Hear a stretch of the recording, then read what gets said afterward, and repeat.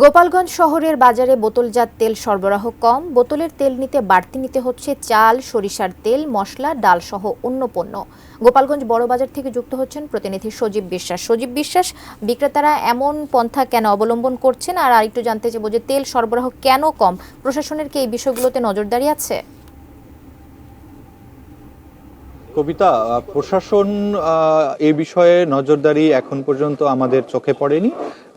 আমি এই মুহূর্তে রয়েছি গোপালগঞ্জের বড়বাজারের একটি পাইকারি দোকানে।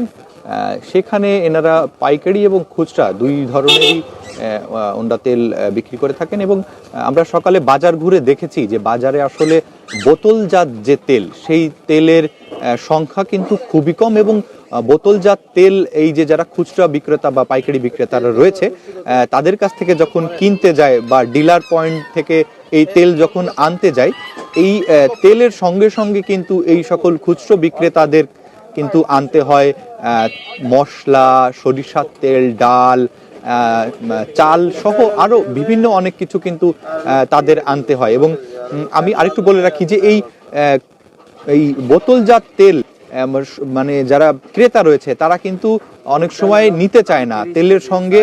যারা খুচরো বিক্রেতারা রয়েছে তেলের সঙ্গে তারা বলছে যে তেল নিতে হলে 1 কেজি চাল নিতে হবে, তেল নিতে হলে ডাল নিতে হবে, বা এরকম এই পন্থায় তারা যেভাবে তেল কিনে নিয়ে আসছে ডিলারের কাছ থেকে, সেই পন্থায় কিন্তু তারা কাস্টমার বা ক্রেতাদের কাছে তেল বিক্রি করতে চায়। আমরা এই মুহূর্তে একটু কথা বলতে চাই একজন খুচরা ব্যবসায়ীর সঙ্গে। আসলে আপনাদের বোতলজাত তেল পেতে কি ধরনের সমস্যা হচ্ছে, আর কিভাবে বিক্রির নির্দেশনা রয়েছে?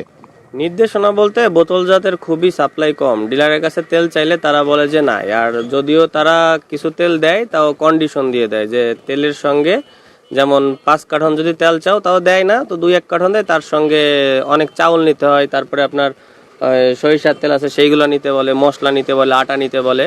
কিন্তু আমার দোকানে চাহিদা আছে প্রতিদিন 5-6 কার্টন বিক্রি করতে পারে কিন্তু সেই পরিমাণে তেল সরবরাহ নেই।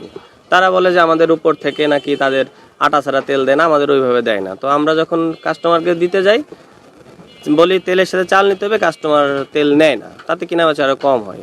ডিলাররা আমার এটা কবিতা, আসলে শুনলেন যে আসলে তেল এখন বিক্রি করতে গেলেও যারা এই দোকানদার রয়েছে তাদের কিন্তু একটা ভোগান্তি হচ্ছে, এবং খোলা তেলের বাজারের দাম কিন্তু এই 2-1 সপ্তাহের মধ্যে হঠাৎ করেই বেড়ে গেছে, এমনটি চলছে গোপালগঞ্জের বড় বাজারে।